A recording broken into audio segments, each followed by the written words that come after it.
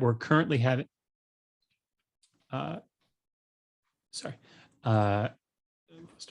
it's been such a success that we're currently having it translated into French, German, and Arabic.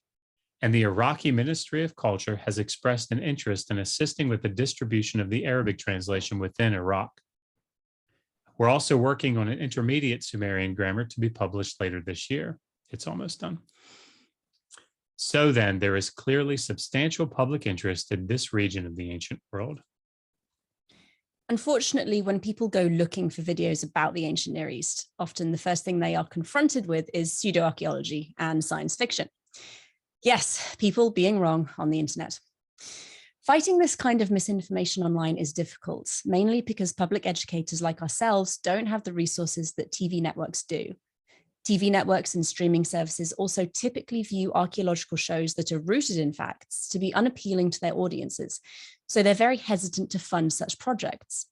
Despite these challenges, we do believe that addressing fraudulent claims about humanity's ancient past is incredibly important. Science fiction authors attributed the building of the Great Pyramid at Giza to aliens as early as 1898. But the ideas stayed within the realm of fiction until 1968, when Erich von Daniken published Chariots of the Gods, Unsolved Mysteries of the Past. This really popularized ancient alien theories, and Mesopotamia received the same ancient aliens treatment from one Zecharia Sitchin, starting in 1991 with the publication of his book, The 12th Planet.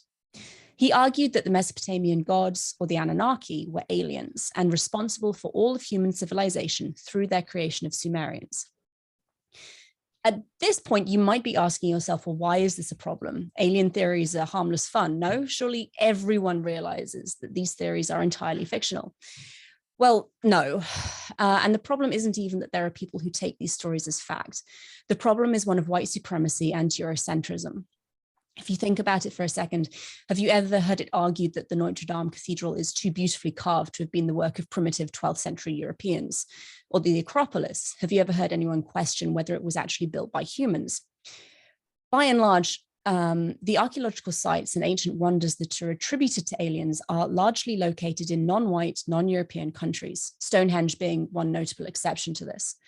It's not even a case of there being more evidence for the human construction of these European sites. There is extensive documentation from ancient Egypt that describes the construction of the pyramids. We have the village where the workers lived. We have fragments of a papyri logbook from an inspector who oversaw a team of 200 men working on this pyramid. We know exactly how they were constructed. We have at least as much evidence for the construction of the pyramids as we do for the Parthenon, but only one of those is attributed to aliens. The result of undermining the intellectual and cultural achievement of non-white societies can be seen in the treatment of indigenous peoples by European Americans. The pseudo-archaeological theory of the mound builder myth originally surfaced between 1790 and 1840 and attributes the large earthen mounds found across the northeastern USA to a more civilized racial group that predated the Native Americans. Identified over various decades as a variety of people, including the lost tribe of Israel, Viking explorers, and refugees from Atlantis, the mound builders were supposedly driven out of North America by the Native Americans. The idea that Native Americans weren't, in fact, indigenous to North America and had violently eradicated the great civilization of mound builders and then colonized their land helped to lend legitimacy to the theft of indigenous land by white Americans. If the Native Americans were early colonizers, then surely European descendant Americans had as much right to these lands as they did. There's obviously a lot more why ancient aliens are problematic, and if anyone would like resources, please email me, I can send you a list. But I think that that brief introduction gives a very good understanding of why we think the work we do is important, why the study of ancient history matters, and why we're trying to educate people online is a worthwhile endeavor. So I'm going to hand over to Josh so he can talk about his personal specialization, people on the internet who are wrong about the Hebrew Bible or the Old Testament. About 90% of the time I spend arguing with wrong people on the internet is spent talking about the Hebrew Bible. As one of the foundational texts of many Western societies, the Bible stirs up a lot of strong emotions in people, atheists and Christians alike. As an evangelical pastor turned atheist academic, I have a good handle on both sides of the debate and on the emotions involved. And I come to these conversations with an understanding of the Hebrew Bible that is rooted in the context in which it was written. I think the perfect illustration of why the study of the ancient Near East is important and relevant to our modern world is the debate surrounding biblical slavery. The presence of laws relating to slavery in the Bible are often quite jarring to believer and unbeliever alike. How could a text, either divinely inspired by God or standing at the heart of an all-pervasive religion, contain laws that endorse slavery and outline its appropriate practice? For some believers, these laws are part of an outdated system that has been superseded by the teachings of the New Testament. For others, these laws are studied in their ancient Near Eastern context in the hope of showing that the biblical laws are morally superior to those from other ancient cultures. Still, others seek to demonstrate that the word slavery should not be applied to these laws in the Hebrew Bible, and this type of servanthood cannot and should not be compared to slavery in the antebellum South. Slavery, as seen in the Hebrew Bible, is therefore considered less severe and atrocious than what we might imagine, and certainly nothing like slavery in more recent times. On the other side of the argument, atheists and agnostics tend to seek out and highlight the most detestable aspects of the practice in order to demonize the God of the Old Testament. The laws of the Old Testament are seen as barbaric extremes, the Bible as a handbook for showing exactly how badly you can beat your slave before you are held legally accountable. However, as neither side generally has ready access to scholarly research on the topic, some of their conclusions end up being too extreme. That's putting it lightly. Of course, I wrote that, so I put it. But anyway, this is where we come in. By attempting to provide easily understood information on the Hebrew Bible and its context, rooted in academic research, I aim to help people arrive at a more accurate understanding of slavery in the ancient world, moving the conversation forward in a more meaningful and productive way. The fact of the matter is that slavery, as depicted in the Old Testament, is pretty much in line with what we see in the wider ancient Near East. Enslaved people could be bought, sold, and inherited as property. The reproductive capacity of enslaved women could be used for the economic benefit of their owner, and slaves could be physically punished within reason if the master saw fit. This is also remarkably similar to the practice of slave ownership in the antebellum South. Colonial laws were set in place in an apparent attempt to curb the abuse of slaves. Slaves were not to be at the absolute mercy of their masters, and should a master murder their slave, the punishment was to be the same as murdering a free white person. Now, whether these laws were in fact enforced is a separate matter. We know that they generally were not. The laws themselves strove for what they considered to be fair and humanitarian treatment of slaves, allowing only for moderate physical correction. Why then is this important? Why spend time arguing with people on the internet who are wrong about slavery in the Bible? Primarily because there is a very vocal group in the United States who want to run the country based on biblical law. They argue that the Bible is the basis for all human morality and that our modern lives should be governed by that ancient book. By viewing the laws presented in the Old Testament as somehow better than or separate from the laws made by the surrounding nations, these people are able to craft a narrative of biblical Christian exceptionalism that justifies the practice of slavery within biblical parameters, that justifies the control of women's bodies and the genocide of non-believers. Now, this may seem like a fringe viewpoint, but a startling number of people that we come into contact with online argue vocally for this worldview. And the politics of recent years have highlighted that a large proportion of American voters are willing to go to the polls based solely on the biblical values of their chosen candidate.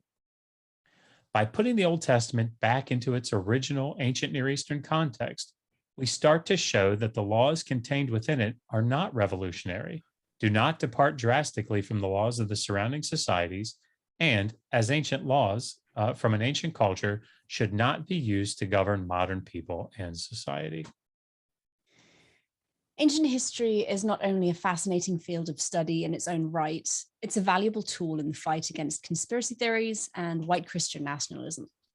Having a better understanding of humanity's past helps us to prevent repeating the mistakes of our ancestors and brings greater appreciation for the world we live in and the remarkable cultural achievements of so many civilizations. Someone will always be wrong on the internet, but we are trying to fix that, one misconception at a time. And that is all that we've prepared. Thank you for your time and attention. We have a very brief bibliography. And like I said, I can send people more if they are interested. Thank you so much, Megan and Josh. Now, I apologize, everybody, for just being absent-minded professor and forgetting to start the recording until partly through the... so I am sorry about that. I can't tell you how often that happens to me in classes. But thank you so much for the presentation. And I did particularly I asked you guys to really focus on sort of the challenges that you confront in trying to engage people when it comes to ancient history, and you did that very well. And I can imagine that it feels like you're just beating your head against the wall sometimes because you're just encountering the same kinds of misconceptions over and over again. I don't know, how does it this work that you're doing on YouTube, like how do you kind of keep it fresh? Yeah, that's a good question. So I think a good example of this, sort of to piggyback on that portion about slavery in the Hebrew Bible, over the past couple of days, I've been, and I don't know if she put that tweet up on the, people don't understand that old adage that if you forget the past, you're doomed to repeat it. And, when I was in a Twitter live, whatever, last night, and they asked me to come in and talk about slavery in the Old Testament. And I found myself actually having to say to someone, look, let's assume for a second that the law was there in the Hebrew Bible, and it was slightly better than the one in the laws of Hammurabi, let's say. It's still endorsing slavery, right? I mean, one guy said to me, look, it's not what you think. Like, I mean, he was just so strange. He said, it's not what you think. It's not as bad as you think. Look, in Exodus 21, 20-21, it says, if a man beats his male or female slave with a wooden rod and they die immediately, then he's to be killed. The master's to be killed. If the servant survives, if the slave survives a day or two, then he's not to be punished because he's his property. But if he dies immediately, it's, life for life there. And I said, yeah, but the second part of that, guy, and without even going there, if a man beats his slave, and the response is always, well, how else are they supposed to motivate them?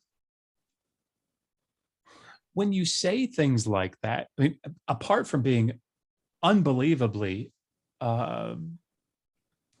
blind to the humanity of people, you don't realize that these are the exact same legal arguments and rationales that were used in the antebellum South. I mean, they got to be able to beat their. How else are they going to motivate them? They got to be able to beat them. And it's just, guys, just stop. And that's where I ended up yesterday. I just had to say, after about the 600th comment on that Twitter thread, listen, please, just stop. Just stop talking. Just think about what you're saying. You're justifying owning people. Just stop. So how do we keep it fresh? I mean, I feel like my job is to sort of dive into these not so comfortable topics and try to in a balanced way, present the data points. What is it that all the scholars are working with, and to try to bring some balance there to the discussion. And I guess I don't find it a struggle to keep it fresh, because it's like they're never convinced. There are always new people that come on, and you have to convince a whole new set of people all over again. It's a little exhausting, but that sounds like it. but I think worth it. I think Warren's got his hand up here. So did you want to ask a question, Warren?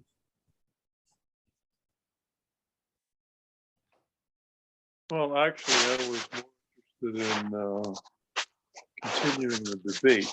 I don't know if you want to do that now or not. Whether it's really worth your time to try and challenge these people, change their minds. My experience is it's a waste of time, but whether you want to discuss that aspect of your work or not, that's up to you. Yeah. Sorry. I mean, I can say more about how I would respond to you. You've done more of it than me, so. I think for me, so I wrote this book, which is the Atheist Handbook to the Old Testament. And in it, I have like a chapter on the dating of the book of Daniel, which is highly contentious. I have a chapter on who wrote the Pentateuch. Is it Moses, one author? Is it? No. But I have a chapter called Does the Bible Endorse Slavery? And I have been told, and it wasn't really my intent, but I have been told by another archaeologist that essentially I've provided atheists and skeptics with a lead pipe to beat fundamentalist evangelical Christians about the head with. And it wasn't really my intent. I understand why he said that. But what I end up finding is that you're absolutely right. In public debate or in these Twitter forums, no individual that I'm engaging with, is changing their mind. A man convinced against his will is of the same will still, right? So, but what I am finding is that sort of on the whole, the conversation in the community is shifting. So there are certain arguments that I heard a lot a year and a half ago when I first wrote the book that I don't hear now. And it's because as they come out in these little pockets of discussion, people that have the book or people that are reading the bibliography that's in the book and doing their own research are able to engage in a meaningful way and say, well, actually, that verse doesn't mean that because of X, Y, or Z. And so those arguments start to die out. Now, new ones come up, right? But I think that there overall, there's progress that's being made. Not in the moment. You're absolutely right. I've never convinced anybody in the moment. But I think that the arguments get out there and start to filter down. Yeah. If that made any sense. I'm not sure it did. But. Well, I don't want to challenge your faith in what you're doing and your drive and persistence. And certainly worth trying, but as you can tell from my gray beard, I've had a lot of experience in trying to deal with these kinds of issues, not only about the Bible, the Old Testament, but also about, aliens and pyramids and stuff like that. And so it's just general experience that, No, and but the world has changed. I mean, the internet has made everybody this accessible. In my day, we could just close the doors of the academy and deal with the people who are smart and willing to listen and learn the facts, study facts. rather try and deal with the general public. But and with that's the attitude I'm taking. No, I think that's a very reasonable attitude. And with the alien things, I haven't done an awful lot of video production in the past couple of years because I've been caring for infants at home during the pandemic. But one of the things that is kind of on my to-do list when we managed to get our childcare situation sorted is kind of to revisit one of the very early videos we did, which was me sitting down and kind of going through an Ancient Aliens episode and picking apart the places where it either the evidence doesn't hold up, or pointing out areas where they're glossing over evidence that directly disproves them, or kind of just trying to teach people how to look at things like that with a more critical eye. And the comments on that video are interesting because they're completely split. They're either people saying, essentially, you are being paid by big academia to hide the truth. Where's my money? Yeah. Or thank you so much for going through this. It's been really helpful. And I mean, like you and Josh have both said, I'm not convincing anyone who believes in ancient aliens that actually their opinion is wrong. But I hope what things like that do is very, very slowly introduce people to some critical thinking skills that often aren't, I think, taught unless you go through higher education. So I think it is a very, very slow process. I don't think I'm convincing anyone with that one video, but I hope that kind of a trickle becomes an avalanche, and ultimately people are able to stop and think, where is this evidence coming from? Should I believe the people giving it to me? And what other people say about the same set of data? And I will say just one more thing on this. There are certain things where I just will shut down the conversation instantly. I did that today or yesterday, I can't remember, where someone said, "What's wrong with owning people as property?" I'm done. Like, if you're asking that question, I cannot help you. I'm not platforming that question, right? You can go, if you want to get into, ethics, and go have that debate, go get your PhD. But I'm not an ethicist, and I am certainly not entertaining that here, because that's a ridiculous question in that context, because they're not asking it as an ethicist. They're asking it, because they want their interpretation of the Bible to be the right one. So. Yeah.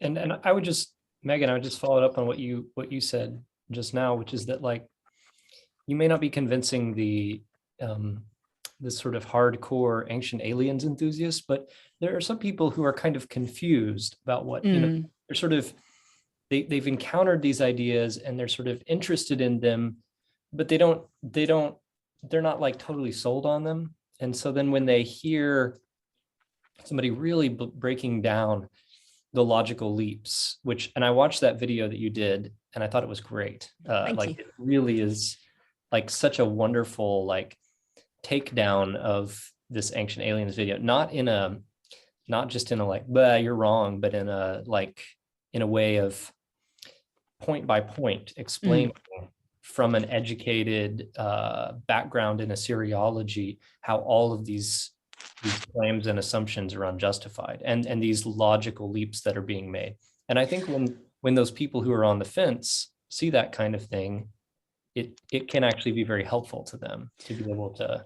I certainly hope so. And I think one of the big problems with a lot of pseudo-archaeological media is that it is so polished and so well put together, and you watch it and it's so convincing because the argument hangs together so nicely. And it's not like you can just kind of stop and go and research the 12 points they've just made, because really no one has time for that, especially not when they're kind of cherry picking evidence from 3 different fields.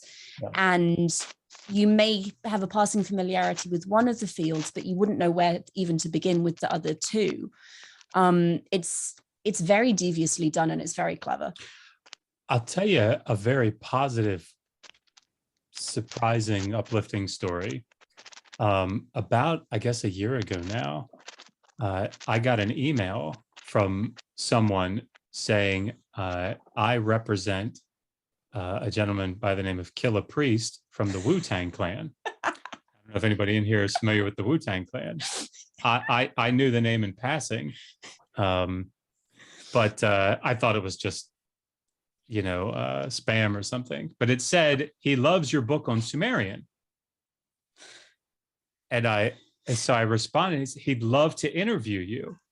So if anybody doesn't know, the Wu-Tang Clan is a immensely popular group of rap artists that I think started in the early 90s. And there was a movie made about them recently. And Killa Priest is an affiliate, like a Wu-Tang affiliate, I think is what they call him. Anyway, he has a podcast, pretty popular podcast. And so I got this, I emailed back and said, sure, I'd love to come on and talk about Mesopotamia and Sumerian. That's what they wanted me to talk about. And I assumed it was for ancient aliens. And he said he'd like to call me. So my phone rings and I pick it up and I said, hey, how you doing? And he says, Dr. Josh, man, I can't believe I'm talking to you. What? So he watches our stuff and he's just so excited. So I went on fully anticipating having to like very gently, say, well, aliens. No, he's asking me questions. So tell me about beveled rim bowls. Let's talk about, the Uruk civilization. Can you tell me about how the ziggurats were actually formed? And I was like, so there's something that there are some moments where it's just, it's so positive and reinforcing. The last thing I'll say about Ben back a couple of times on his podcast, I have a video where I turned it on and said hi in the side chat, and he stopped the show. He had a guest on, a special guest, and he stopped the show and he said, oh, it's Dr. Josh, Digital Hammurabi. Oh man, he turns to his guest. I'm intentionally not revealing who the guest was for a moment. The suspense.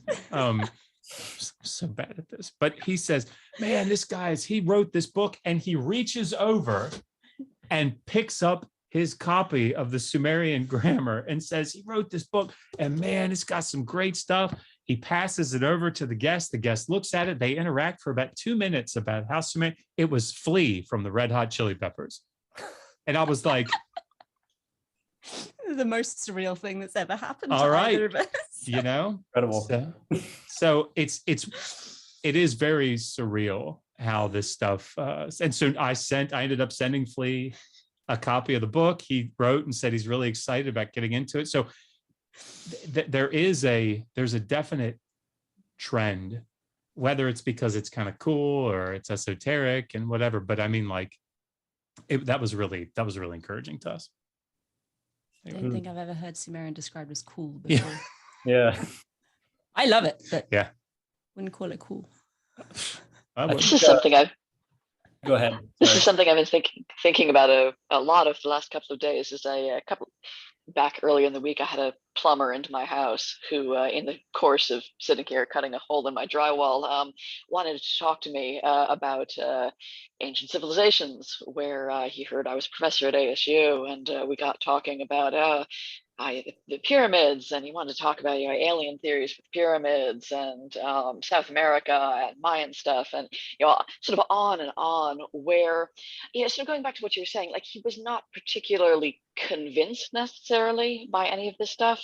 He just thought the ancient world was really cool. Yeah. And like, this is the stuff that's out there. This is the stuff that's easily accessible. Like, it's so easy to kind of hijack people's genuine curiosity and enthusiasm with the racist garbage that it's fantastic to see people doing this kind of public outreach and making the good, grounded, scholarly access to the past so much easier for people. I just think it's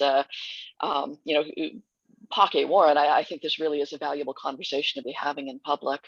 Thank you. And I have so much sympathy for people who enjoy ancient alien theories, because I am a huge science fiction nut. I have been my entire life.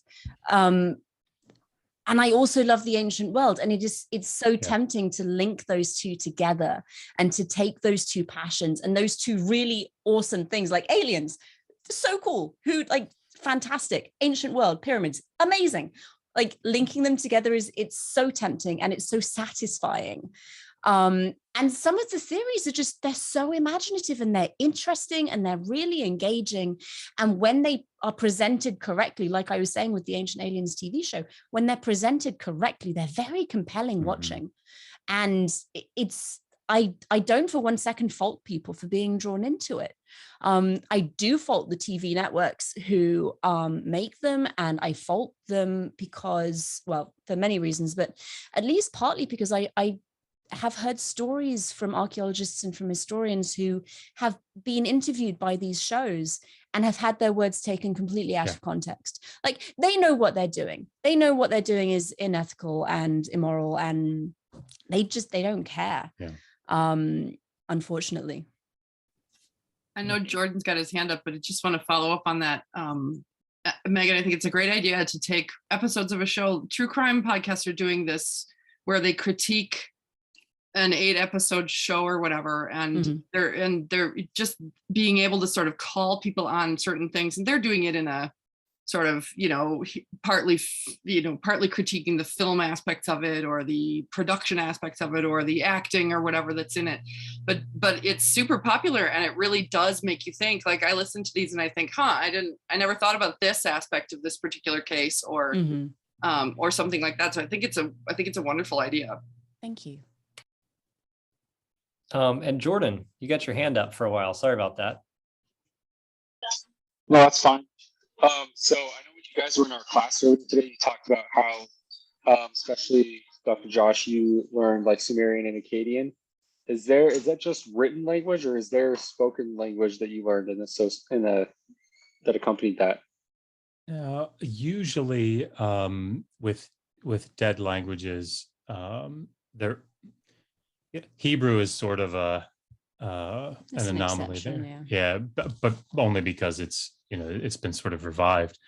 And I wish that Sumerian were revived in that same way, because it would be so much easier to learn. I found biblical Hebrew to be immensely easier to learn because I learned to speak it first. But no, now there is a component. It was part of my dissertation. The tablets that I worked on, the Sumerian tablets that I worked on, they are they're written phonetically as opposed to in regular orthography, the way that they're spelled, which means that we're able to look at them and see at least a little more closely maybe how it was pronounced, try to get a little closer to how it was pronounced. But no, there really isn't. There's debate among Sumerologists about, should that be an I vowel or an E vowel?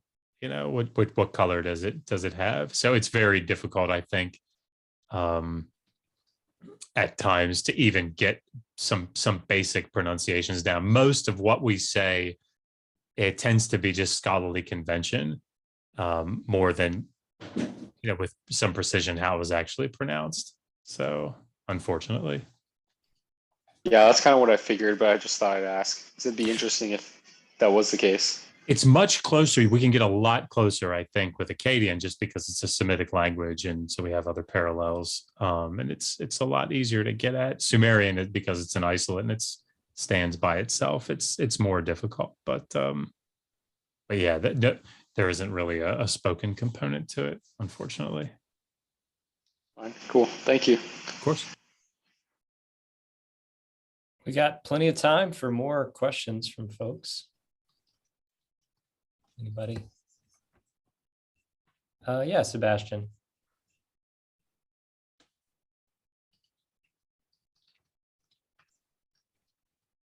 You're muted.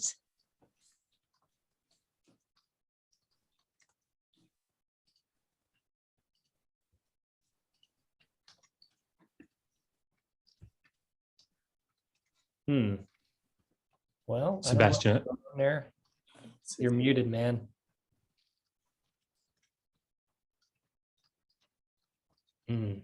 Okay, well, maybe there's something going wrong there. I don't know. Anybody else? Yeah, Dawn. just on the spoken, when I was in graduate, you know, how do you speak ancient languages? I did my graduate work at Claremont, and one of my classmates who was studying Egyptian was hired by the director who was filming the first Stargate to teach his actors how to pronounce Egyptian. And we were absolutely insensitively brutal that he was prostituting himself. And then he told us what he was getting paid. But you know, what I find admiring, what I admire about yours is, I don't know whether you're familiar with Eric Klein at George Washington University. He's an archaeologist and good friend of ours. For years at ASOR, you know, he was saying, we have to talk to the media. He does such a good job. Well, but the problem, and he does, but I don't think we're, you know, I don't think we're particularly good at it. You know, honest to God, I admire your willingness to interact, because I served as a consultant with the Museum of the Bible folks. Okay. Just only because I have a good friend who's an excellent manuscript person, and he called me and I said, I will lose every holiday card from every liberal friend I have if they find out. and he said, well, just be sure you cite the Bible. And I did that for 3 years, and I was never confronted. I was treated with great cordiality. Mm-hmm. But even in that setting, I didn't feel that what I was bringing to the table as someone who's a specialist in biblical and Near Eastern studies was, you know, it was a basic project in Christian nationalism, which you've indexed. And so I admire what you're doing, but the conversation is not, you know, is not productive. The final thing is, Marvin Meyer worked with the Gospel of Judas. And he gave a presentation at a regional SBL, which I found very interesting. This is years ago when that project was still new. The people who funded it brought together, I forget, it might have been 4 or 5 specialists, took them to a high-end facility in Europe, isolated them like they were doing military intelligence. You know, they were met at their vehicles, they were escorted to their isolated rooms. They, unlike what we normally do in translations, you know, you sit around the table and you think, I think this is the vowel that's missing. And it was sort of reminded me of the Septuagint project. You know, the story that 70 scholars became hermits and all showed up with the same translation. Greek translation of the Hebrew Bible. And so then at the very end, they did that same thing. They bring them all into the big room. And he said it wasn't how we usually work, you know, in the academy, but it wasn't a bad process. And he was more sympathetic, I think, than the room that he was speaking to. That this, but those were just some of my thoughts. And I, like, when I see a colleague whose work I know that has been on the Naked Archaeologist, or, you know, and they don't give you right of review of these things. And then I see them cited, you know, or their comments are edited. And it's 180 degrees from what their actual research has done. And I think, now nobody is asking me to talk on tape, but it's like, I think, oh my God, they must be dying 1,000 deaths to have that kind of done. So I'm really enthusiastic about what you're doing. I was totally unfamiliar with the digital Hammurabi until Myra sent this out. So thank you for coming. Oh, well, thank you. I also wanted to just, you said that that it's important, but no one is doing it well. And I absolutely agree. And that's actually why we set up the charity that we have. It's both to fund PhD students over the summer when the stipend isn't covering your living expenses, but it's deliberately designed to try and get PhD students exposed to public outreach and to talking to non-specialists about their research, because you don't get the training in academia to talk to people who don't already know everything you know, or at least most of what you know.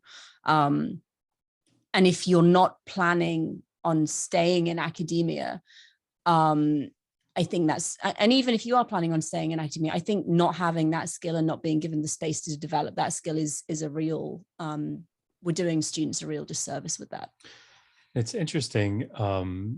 So Kip Davis, who is also up at the Museum of the Bible working with Emmanuel Tove, he and I are really good friends now, and actually he's been doing a lot. He's got his own YouTube channel, and we've been working together on projects. But it's fun to see him, because I've been doing this, I guess, now for maybe 2 years longer than he has, at least actively, and we'll come into these rooms where, like, he and I did a Q&A or a Ask Me Anything, and the questions that people would ask and the challenges that they would make, you can watch his eyes sort of, and I've become so accustomed to them, and it makes it incredibly clear to me that the function that we serve, I think, here, is, and I said this earlier, I think, in the classroom, it's not to be the tip of the spear. And we're not breaking any new ground. What we're trying to do is make it so that the actual research academics that are breaking new ground, that are moving the field forward, can more and more easily present their information to an audience that has some of these more fundamental, assumed, foundational data points under their belt. So, like, in that Atheist Handbook to the Old Testament, even though that sounds really confrontational, one of the chapters is, did Moses write the Pentateuch? Right? Nothing in there. Like, Joel Baden reviewed it for me and had some really great, meaningful insights. But there's nothing in there. I'm not arguing for the documentary hypothesis over, like, the supplementary hypothesis or something. It's just, did Moses write it? Right? But it's just, did one person put this thing together? And people read this online and they say, oh, no, this has been thoroughly debunked, and Moses wrote it. And it's like, come on, guys, look, let's try to get here. Let's just try to get where everybody's at, right? This is where we're all supposed to. None of this is confrontational, right? None of this is debated among scholars, and that's all we're trying to do. Because then, if we can, the closer we can get to that baseline with our audience, then people can come in and say, well, let me tell you about this new, more debated, aspect of the field. And they don't have to go into painstaking detail to lay all this other groundwork. So anyway, that's sort of what we're trying to do. Can we get, I know, Sebastian, you're back on. Did you want to ask your question? I think maybe. Yeah. I'm so sorry about before. I set my settings and I totally did not know where to go. So now that it's been reset. So one question is, when we were assigned that Ancient Aliens episode, kind of talking about the ancient astronaut theories, I think the hardest part for me wasn't necessarily, because I did not want to just like pass these ideas off, since they were theorized by somebody, Dr. Sitchin, who had been in the field for like more than 30 years. So it's hard to just like want to pass up all those years of research, but is there a way that, I don't know. Yeah, so When you're looking at research that is kind of fringe and you're not entirely sure, like you don't necessarily want to just overlook it completely. I absolutely understand that. There are a couple of things you can consider. The first is, where did this person get their training? Are they entirely self-taught? Did they go to a specialist graduate program? What kind of experience do they have actually working with cuneiform? I'm going to say cuneiform because it's what I do. What experience does this person actually have working with cuneiform texts? When you are looking at older research, how old is that research? Generally, the closer to the present day you get, the more up-to-date research methods are, the more reliable research results become. And theories, older theories, are more likely to have been thoroughly examined and refuted. And if you're looking only at the theories themselves and not going forward in time to look at how they've been received by academia and scholarship in general, then you're not going to be getting a terribly good handle on what other experts have to say about them. As an Assyriologist, I can make all kinds of claims about cuneiform texts. They may or may not be right. You, as a non-Assyriologist, have no idea. You have no way of knowing. A way that you can kind of fact check me is go through academic articles, and it's really difficult to do if you're not in the field, which is why we kind of try and do what we do. But you can go through academic journals and articles and see what people have to say about what I've said. People review other people's work all the time. You can go and see, okay, so these 5 other scholars thought that this particular theory was ridiculous, but these 3 say actually it was okay. You can then read their arguments for and against and kind of balance for yourself where you think which side is closer to the truth or maybe more or less accurate. With Sumerian specifically, older translations tend to be far less reliable. And I'm not going to give you like a cutoff date because that's ridiculous. But if you're reading Sumerian in translation, you want the most up-to-date translation you can get, because our understanding, academics' understanding of Sumerian has changed drastically. And this is one of the problems that actually I have with Sitchin.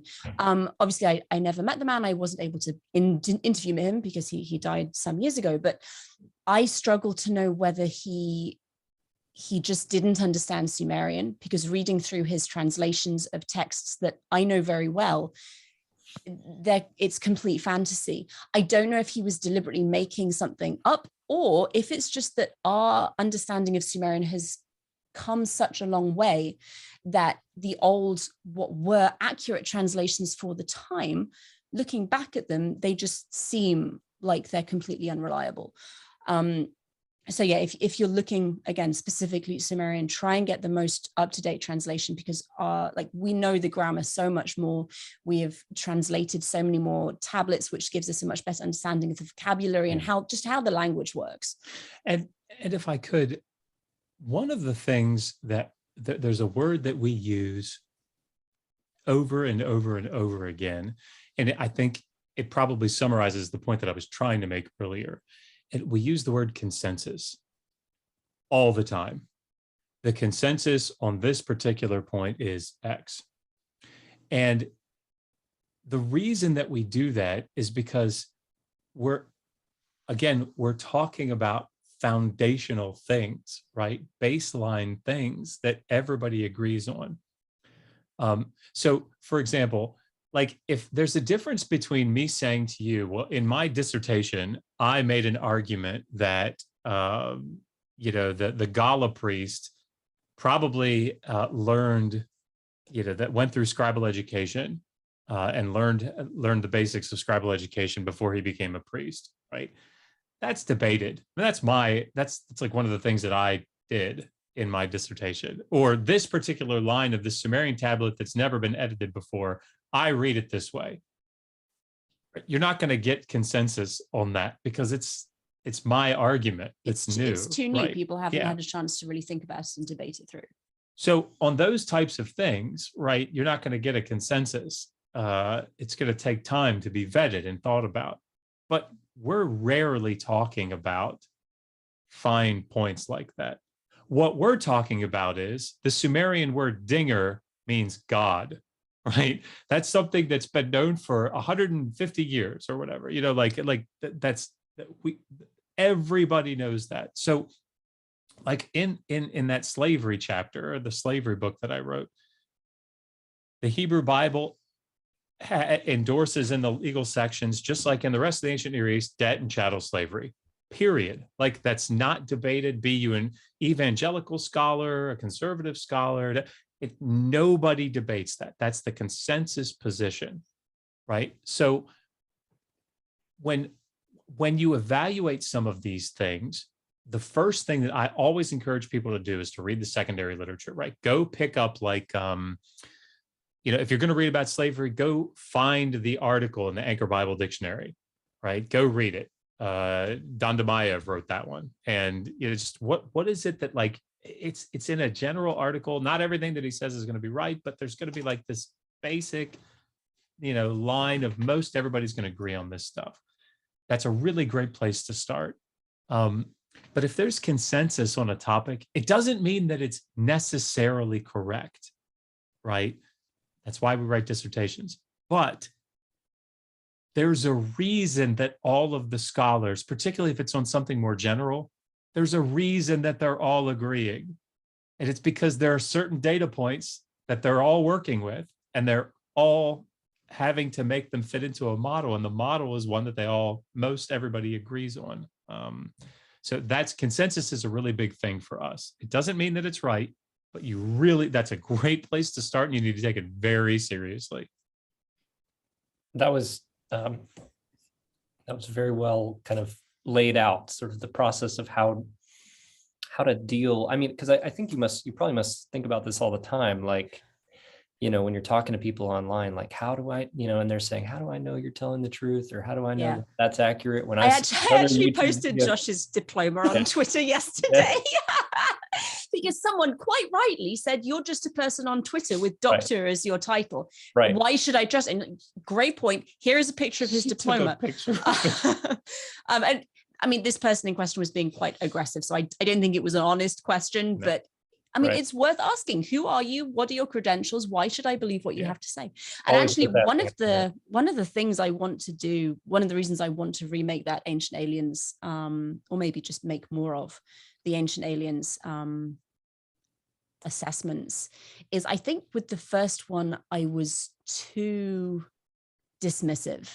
And I think it probably turns people off who are inclined to believe these kinds of things. And I know that I said several times, I made comments about how either this person doesn't have a PhD or he doesn't have a PhD in the right field. And I got, rightfully so, a lot of pushback because you can be an expert in something without having the title to go along with it. So I think what I need to do the next time is kind of emphasize that this person doesn't have any like training or formal knowledge in a particular area, that they are speaking as an expert in. I mean, I want to. You're going to push back a little bit. So for we have to make the videos also entertaining, right? If people are going to watch them. And Blake, as you pointed out, like some of our early videos are us like sitting in a chair with a white sheet behind us, and the audio is like barely audible. It's like, well, who are these people and why am I watching them? But there's a video series that I'm trying to get Megan to make, and it's called Megan Gets Pissed, and she drinks and gets a little tipsy and critiques quite viciously some of these stupider ideas. And I use the word stupider there very intentionally. Anyway, so she gets pissed in both senses of the term. Yeah, that's my play. That's the thought process. She keeps refusing though. I love it. But the problem is, I think that I think the same thing is true with consensus. While it's true that you don't have to, I can name a couple of people that didn't get formal training in and become, an expert in a field based on their academic, the educational process. That's generally, overwhelmingly not the case, right? And so people that are on Twitter, people that are on YouTube that are not credentialed, that are making arguments, like full-chested arguments, very confident that what they're saying. I'm thinking, for example, of Sean McDowell interviewed, who's a Christian apologist, interviewed an archaeologist who was talking about the work at Jericho, and he's saying, oh no, Jericho is fully in line with what the conquest in the book of Joshua. It just lines up perfectly. And all these Kathleen Kenyon, saying that she's just ignoring the data. And it's like, so you go look this guy up, no training. Then he says in the video, well, I've never actually dug at Jericho. Never really thoroughly reviewed the data, but Kathleen Kenyon's wrong. But it has to be in line with the Bible. Is it possible that he's right? No. It's possible, I suppose, right? But the preponderance of evidence is in the. My God, Bryant Wood making a really cool video about how the mud brick walls fell out and the Israelites were able to go up, and him interviewing certain archaeologists and then cutting them off as they're midway through the sentence to make his video look good. Like those are people that you should be rightfully skeptical of. So, not that I have an axe to grind with the archaeology of the conquest. Before we close out, I do want to give Britta the chance to say something because your hand's been up. So, oh, sorry. Oh, you're muted. Sure enough. You've actually just partially answered my question. Just as I know it's late for you, just kind of a quick wrap up. Withered digital Hammurabi, I suppose. Like you mentioned working with SASA, which is doing some fantastic stuff with popular media. I don't know, where do you see yourself expanding? Where do you see needing to engage with people next? Instagram or... No. TikTok. So TikTok, yes, we do. Yeah. I've made a couple of videos, and I do need to get, because it's a great media for just short snippets of information. And I know there are several archaeologists on there doing fantastic work. It's one of those, I just need to sit down, learn how to do it, and get a bunch of content made. We do need to get back to posting YouTube videos regularly. It's been a while since we've been able to do that. I'm actually in the process of, and this is very top secret, so don't tell anyone. I'm in the process of organizing and planning a archaeogaming conference for 2023 with another group, the Ozymandias Project. And that's going to be, I'm really excited, it's going to be a completely digital event held in like a 3D virtual space, and you make a little avatar and they walk around, and you can go into different buildings and sit and watch someone give a presentation and go somewhere. It's going to be absolutely wonderful. And I've got 5 different book projects that are all in my brain, and I just need to sit down and there's lots. I just have to actually do it. And we have been, and we talked about it in the presentation, but I mean, like, blown away by book sales, floored. And the one that sells the most is this thing. Like, it's absolutely insane to me that's the thing. It's really gratifying how, like, because we love Sumerian, we love Mesopotamia, and it's why we do what we do. And it's so gratifying to see that so many other people feel the same way, and to be able to kind of share it and try and expand it for people who are interested but don't have the time, energy, or resources to actually go through graduate school. To be able to like bring information to them is just, I love it. Absolutely love it. But then the thing that I'm trying to do, like from my part of this, is I'm just about to finish volume 2 of this Atheist Handbook to the Old Testament, and there's a chapter on the Exodus, the historicity of the Exodus, and it's just going through what the consensus position on this, and it's not the positive consensus, it's the negative consensus position. Like, what does everybody agree on about it? And then the same thing with archaeology of the conquest. I've got one on violence and genocide, one on rape and adultery in the Hebrew Bible. But it's all just broad. Everybody, or almost everybody, agrees on this stuff, and here it is. What's nice about it is that because it's that level, like I gave the manuscript to Francesca Stavrakopoulou, and she read it through, gave some really nice insights, and then put a blurb together for the back of the book. Did the same thing with Joel Baden. Joel Baden read it through and then gave us a blurb. Like we hope to send it out to other, that volume 2 out to other scholars. But that what we're trying to do, because independent researchers can make a lot more money on the sales of their books. Anybody can make more money on the sales of the books that they self-publish. It, of course, comes with the stigma of self-publishing.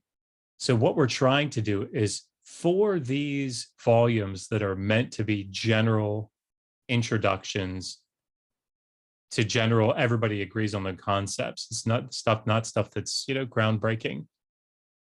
We're trying to set up a partial peer review process where we pick out 3-4 scholars that are in the relevant field or part of the field, and then have them read it, pay them a fee for their work. Regardless of what comments they Right. make. No blurb required. If they want to, in the end, if they think it's worth it, great. But like, it's just for the peer review. And so then it because I can think of several independent researchers that could really use some extra money, that they have a book idea. It's not something that they need to spend tons and tons of time on because it's a new idea that they got to really make. It's just stuff that they wrote their dissertation on. It's basic, fundamental stuff that they can put a quick book together that's popular level. And then they can actually get paid to do it. So those are things that I'm excited about it, because it's a good source of income. So. Well, I think this is a good place to close out. Thank you everybody for being here, and thank you, Megan and Josh. Thank you so much for your time and for the wonderful content that you've produced. Like, it's been very helpful to me. Like, I've really enjoyed watching a lot of your stuff, and I've learned quite a bit. So, thank you very much. And I hope more people will discover it and will watch it as well. Great to meet you guys.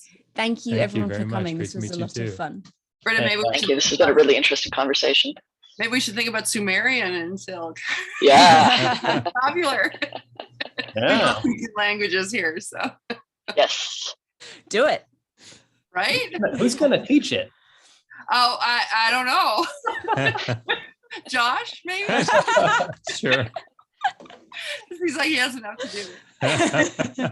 Great to see you. I actually, if people, just as a quick side, if people are interested in learning Sumerian, just the book is here, but all the video series are free on the channel. And I actually recently went to another channel, the Atheist Network group. They asked me to come on, and I taught through like 7 or 8 lessons, and in the book. So like they're out there. People can learn them on their own. So if they're interested in doing that.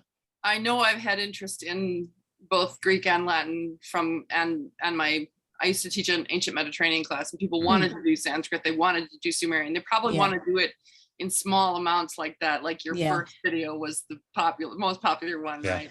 So, just want to experience it a little bit. Yeah. And this, sorry, and then we'll let you go. It's a nice introduction. It, like, you don't need to know any grammatical jargon or any, because I didn't know really the first thing about grammar when I started grad school, and it was absolutely terrifying. But it's got exercises at the end of each chapter as you go through. They're like simple enough. You can like sit down and write them out, and like you feel like you're getting somewhere quite quickly. And it's, I don't know, we tried to make it as accessible as we could. Like here, this is the section on, I'll just read it. Like this is the section on the chapter on case endings. When you read the sentence, Johnny hit the ball over the fence, how do you know who the subject is? What about the direct object? How can you tell where the direct object went? What if I interpreted this sentence, the fence hit Johnny so hard that he went right over the ball? Crazy, right? And how do we know that I would be silly to interpret that English sentence in that way? Because English has markers that tell you how each word is functioning in the sentence. So it's written in that style throughout. So it's really meant to be It's like the Idiot's Guide to Sumerian. Yeah, it kind of is. Honestly. I wrote it. I wrote. I'm an idiot, so we wrote it for me. You are not. Obviously, since you got this far. And So. No, I will send, if I get questions, I will send them to you. Please do. Yeah, definitely. We're always happy to. It might take a few days for us to get back, but we always try and answer kids or something you got to take care of. Maybe. Thank you for organizing this, Blake. It was really interesting. Thank you. Yeah, this was fascinating. And I'm just sorry that the recording was not on point. That was the one thing I was supposed to do. And we haven't had a great track record today, have we? We had audio issues in class, and it was good. I start almost every interview I do on my YouTube channel with myself muted. So you have me going, and then someone has to say in the side chat, Megan, you're muted again. So and there's always like a 3-second or 4-second delay. And I've been doing this for 4 years now, so you are just fine. Good to see a lot of familiar faces here, or familiar boxes, Courtney. Warren has left, but Don too. They're great folks. I'm glad they made it here. So yeah, it was a lot of fun. Well, thank you, everyone. Have a lovely afternoon. Thank you, guys. Yes, have a good night, you all. Take care.